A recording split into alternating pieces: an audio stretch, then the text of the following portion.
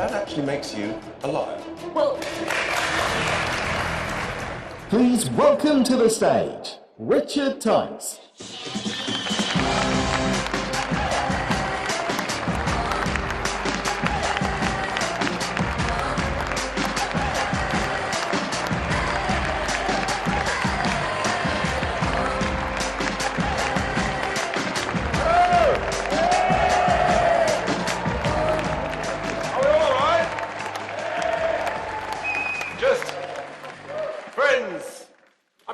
Family, brothers, sisters, for all I know, some of you may be lovers.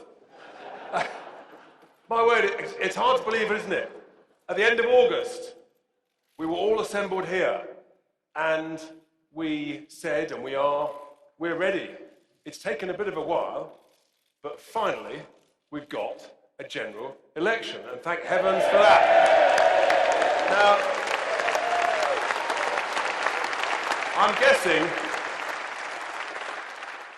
I'm guessing you all had another quiet, calm, relaxed weekend.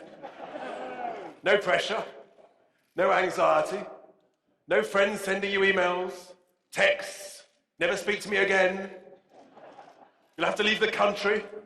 I mean, honestly.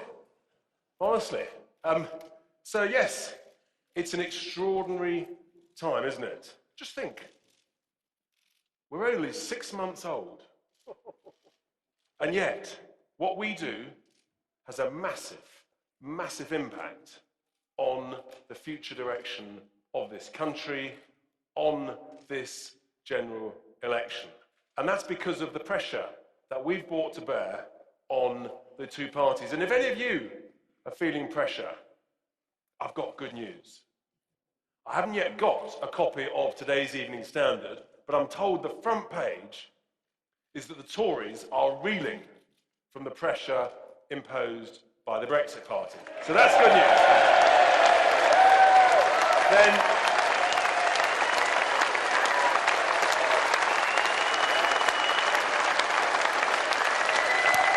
But we haven't stopped there.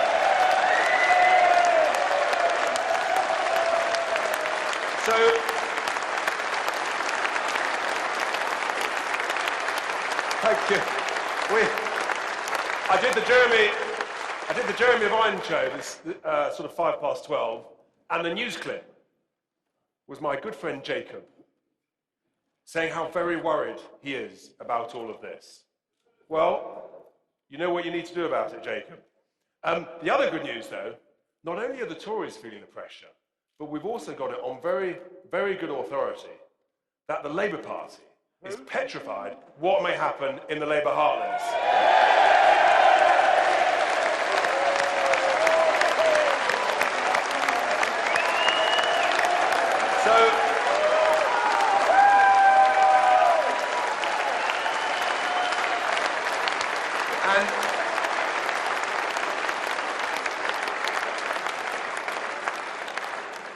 And that's good news because there's nothing like a bit of pressure to make people perform. So we've got a fascinating couple of weeks ahead of us. We've got to stay strong, we've got to stay confident, stay firm. Don't let the pressure get to you. The other side are feeling it as much or more, and that is really important. I did enjoy it last week when I heard that Ian Duncan Smith, former leader of the Tory party, he said, "We are the Brexit Party now." I thought, wow. But we all know that they're not the Brexit Party. In fact, far from it.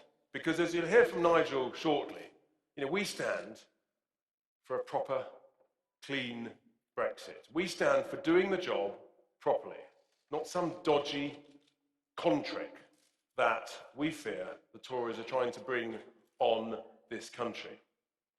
So they are definitely not the Brexit Party.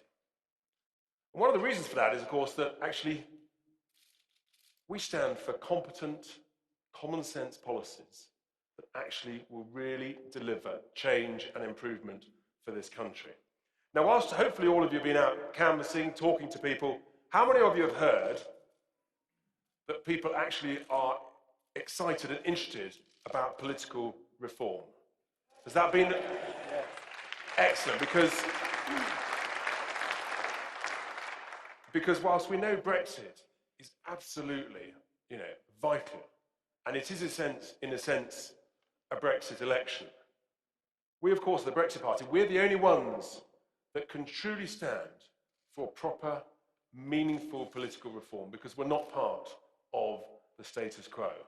And it seems to be really resonating with people from all walks of life, all political viewpoints, that actually what we've seen in recent weeks and months, oh, there's dear Steve out there. What we've seen in recent weeks and months is that actually, people have seen this bunch of parliamentarians for what they are. And thankfully, this zombie parliament is almost finished. And good riddance to it. Here we are. Farage pushes the Tory campaign off track. That's worth a round of applause.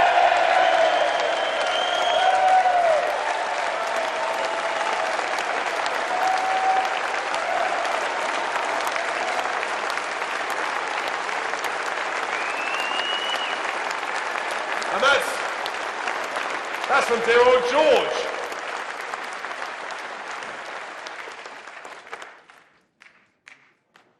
So, hang on, one more. It's not often that George Osborne does us a favour, but anyway. So political reform, and it's really important that we all get this message across. Our critics will say we're a single issue party. Well, far, far from it. We're focusing on the key things that are going to make a real difference. We know that we have to change this electoral system. It is simply not fair that millions of voters up and down the country feel disenfranchised because they're in a safe seat and they vote, their vote essentially doesn't count. Millions of other voters, they don't bother to vote because they know that it doesn't count. So, reforming the electoral system is a key thing. We know that we have to reform, well, the truth is we have to abolish the House of Lords.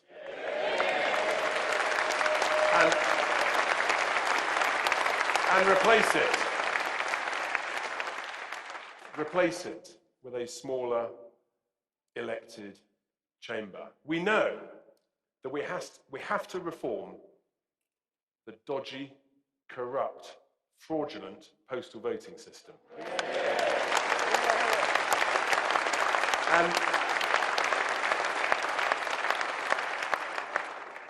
And we know that actually serious question marks have to be looked and raised about our Supreme Court. If the Supreme Court is going to be a political court,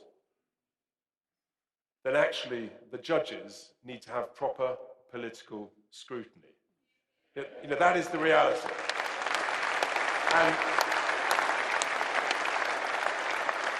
And we have to have a serious national debate about whether we need a written constitution, if that's the way we're going. And some of these issues about political reform, they need a national conversation. People are much more engaged with politics, and actually they need some referendum so that people can have a say. And then, of course, the result of that referendum must be implemented. So, political reform is key. But then, as you know, there are some other key areas where across the whole country, not just here in privileged, well-developed London, but actually massive investment is needed in the regions. I've talked before from the rally back in June about how by just doing 3 simple things, we can raise 200 billion quid of taxpayers' money. If you scrap HS2, you don't spend 39 billion to Brussels, which heaven forbid could even be 65 if Boris gets his way. 65 billion, that's the new number. And if we redirect 50% of our foreign aid back into the UK, into our public services, that money can be invested in the regions. And it's the regions that have been so left behind. physical infrastructure, road, rail schemes, but also digital infrastructure. You know, our place in sort of broadband speeds, frankly, is utterly woeful. It's embarrassing. We're the 5th biggest economy in the world, and we're down at about number 30 or 40 in terms of broadband and data speeds. It's embarrassing. So there's massive investment required in the regions. And I've talked before about investing in young people with interest-free loans for students, with a sensible, workable apprentice scheme, not this scheme that the government's imposed, a sensible, workable apprentice scheme that actually employers can use simply and easily. Because, of course, the majority of young people don't go to university. And, you know, employers need help in taking on young people.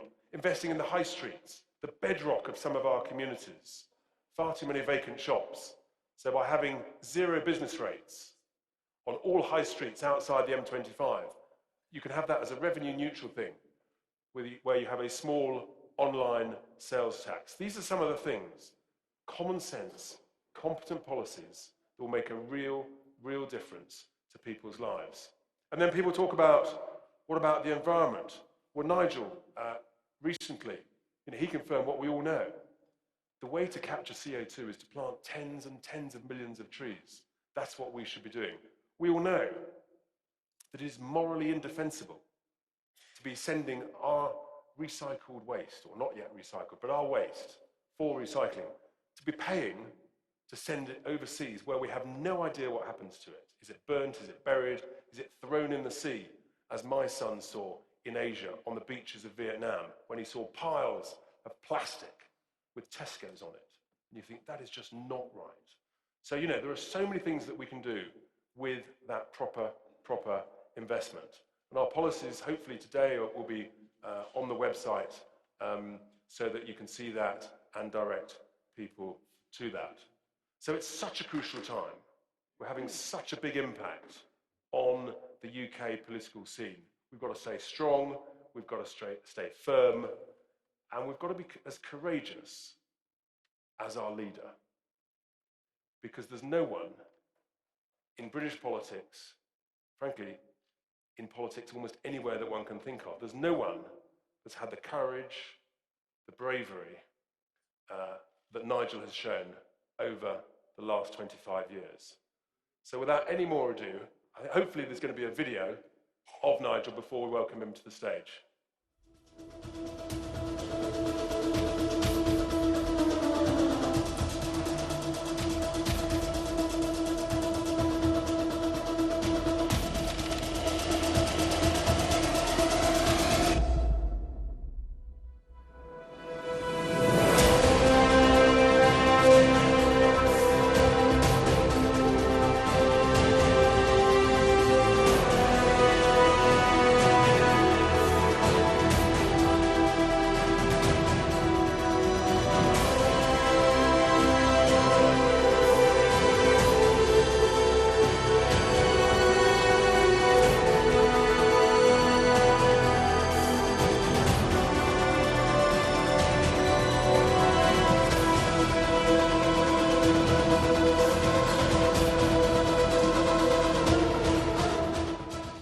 Welcome to the stage, Nigel Farage.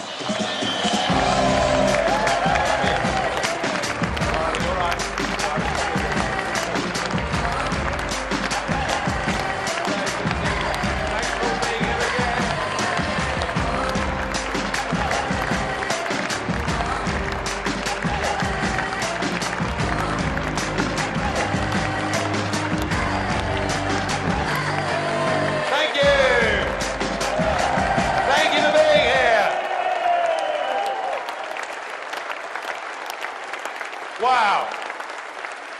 Do I detect a certain sense of enthusiasm and optimism in this room?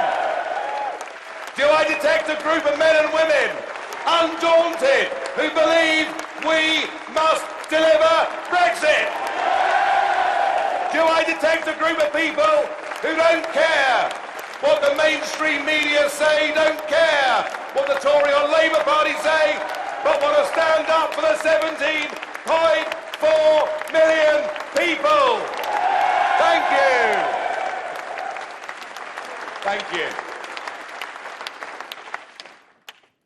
Thank you. You know, sometimes in life, if you choose to stand up for principle, if you choose to stand up for a view that at that particular moment in time may not be the zeitgeist, life can be tough. Life can be difficult. And I'm guessing that you, our prospective parliamentary candidates, have, over the course of the last week or two, begun to receive a little bit of abuse. Good. I've had 25 years of it.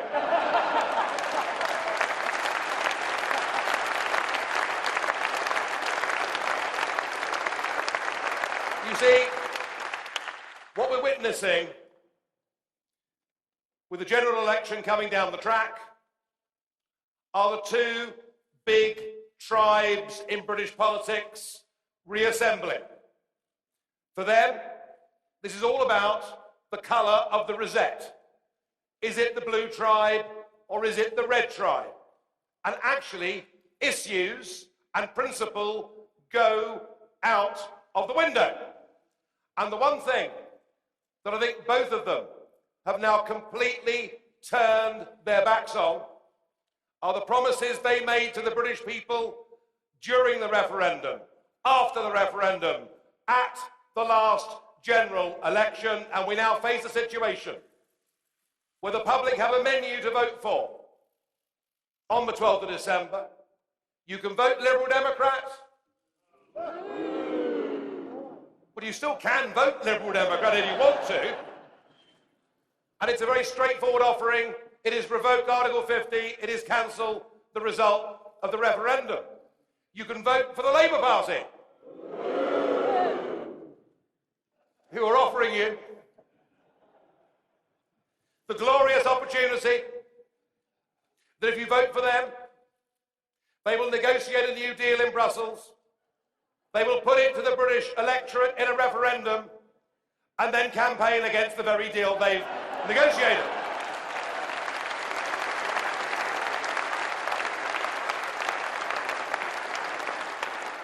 But this Labour Party, and I'll be coming back in this speech to the Labour Party, because too much of this conversation that is going on in this country today is about the Brexit Party and the Tory Party, and it seems to me that the media and everybody else has forgotten the fact 5 million Labour voters voted Brexit and have now been betrayed by the Labour Party.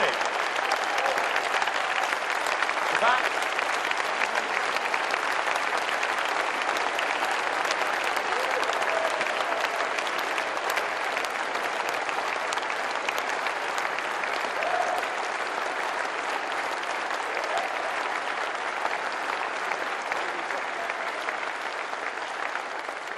so just to recap before that outburst of enthusiasm, it is revoke with the Liberal Democrats. It is a second referendum with Labour, and the choice being Remain or a form of Remain. And then we have the Conservative Party, who are telling us, well, last time round she told us, do you remember, Brexit means Brexit. And what we discovered was that she came back with that plan at Chequers, that new EU treaty she wanted the country to sign up to, that frankly was the most abject surrender. It was a document that you would only have signed if you'd been beaten in war. It was utterly shameful, and thank goodness it got defeated. Thank goodness.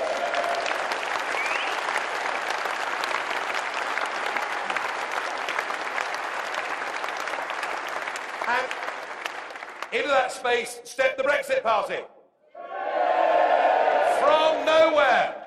And we reset the political agenda in this country. We made leaving with a clean break the most popular option out there in the country. And we did more than our bit to get rid of the worst Prime Minister, not just in living history, but our entire political history.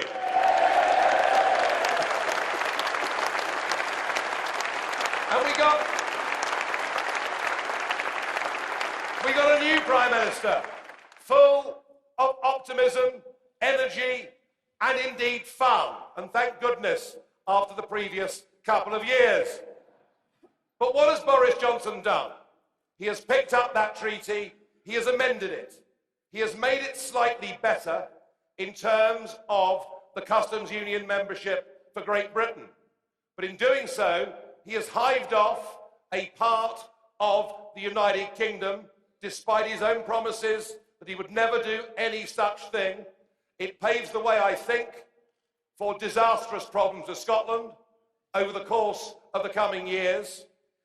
And he's now put that treaty back before us in this general election. And he says, vote for this and we will get Brexit done. Now that is a very tempting slogan on a public who, after 3.5 years of this process, have in many cases just about had enough. But the problem is, it doesn't get Brexit done. All it does is take us into another 3 years of agonising negotiations with, yes, you've guessed it, Michel Barnier in charge. Well, you might do him. I'd like to recruit him for our side. He's good. He's really good. Compared to our duffers, goodness gracious me. And what Barnier has set out already in that political declaration is there will be no free trade deal with the European Union unless we stay part, effectively, of the common fisheries policy. There will be no free trade deal unless our total bill for leaving has actually risen from 39 billion to 65 billion. There will be no free trade deal unless our state aid rules stay under the European Union, meaning we could not help British Steel or anybody else we chose. And it will mean, above all, that our free trade deal means we will have to continue in regulatory alignment on social policy, employment policy, environmental law, and even taxation. And even if we get that free trade deal, one that I think will prohibit us from doing trade deals with the rest of the world. In fact, an American friend of mine was chatting about this last week, and I'm sad to say that he was right. And even if we get all of that, it will still ultimately be adjudged by the European Court of Justice. And here is the problem with the proposition that Boris Johnson is putting to the British people. It is not Brexit. It's not Brexit. It's a sellout. It is a sellout.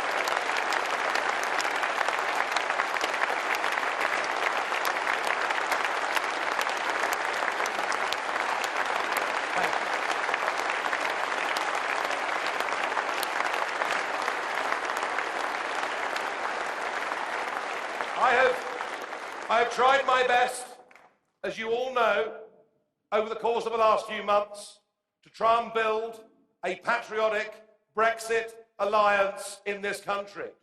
It would be a working together of a Conservative Party, a Brexit Party, and some very strong voices in the Labour Party. It would, if it fought this election on the basis that free trade is fine, but whatever we do, we must have a clean break from the institutions of the European Union, not only be honouring the vote and the promises from 2016, it would win a massive majority in Parliament. But we now have but 10 days to go until the close of nominations. And the clock is ticking. And it would appear that, far from even attempting to embrace this offer, which is sincere and genuine, that the Conservative Party indeed want to shut down the argument. Jacob Rees-Mogg, who I like personally, said this morning the Brexit Party should stand aside and leave it to the Conservatives. What kind of conceited arrogance is this that we're seeing from a party who, without the referendum party moving them in the 90s on the euro, without UKIP forcing them into giving a referendum, and without the Brexit Party, will never deliver Brexit. And I say this to you, and I'll say it as I tour this country, there will be no Brexit without the Brexit Party. Of that, I'm certain.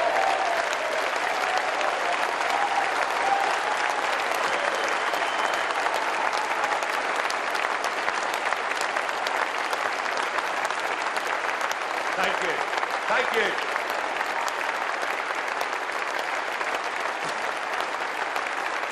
Thank you.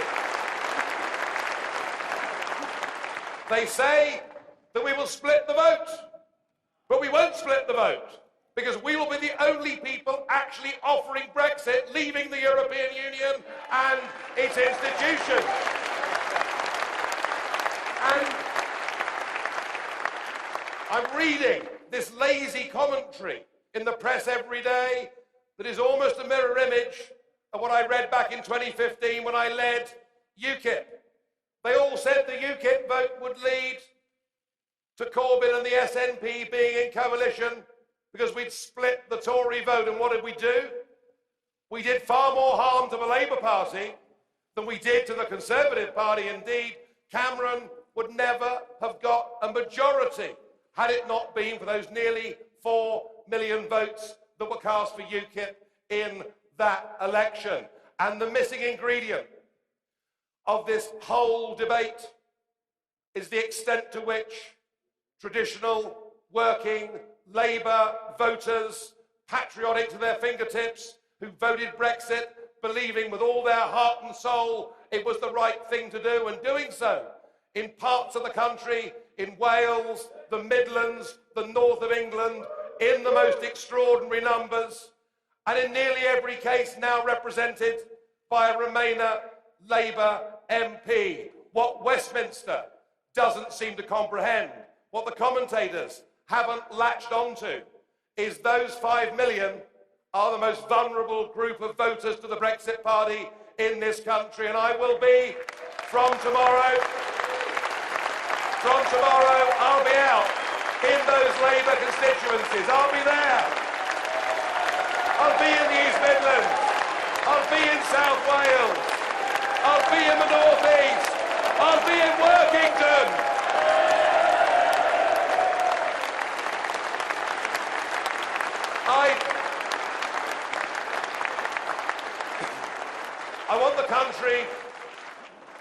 I want the country in this election to have a genuine choice.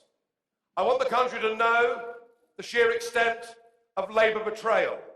I want the country to know that this new EU treaty is not Brexit, and that if it goes through, we will never get independence in our nation. And to that end, as your leader, this is not the last time that you'll be seeing me in the next few weeks. Because what is more important than me being hunkered down in a constituency, fighting to get myself elected? What is more important than that, I think, and I believe, and I hope you support me, is what I can do with and for all of you. I'm with you. I'm going to be out there supporting you. Let's fight this election and let's win. Thank you. Thank you.